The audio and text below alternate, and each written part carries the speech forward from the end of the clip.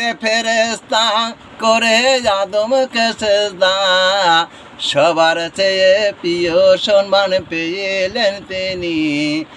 আল্লাহু আল্লাহু তিনি জানলে জালালু, শেষ করা তো যায় না গে তোমার গুণগান। তুমি কাদের গাফফার, তুমি জলিল জাবার, তুমি কাদের গাফফার, তুমি জলিল জাবার। অনন্ত অসীম তুমি রহিম রহমান। আল্লাহু আল্লাহু তিনি জানলে জালালু, শেষ করা তো যায় না গে তোমার গুণগান।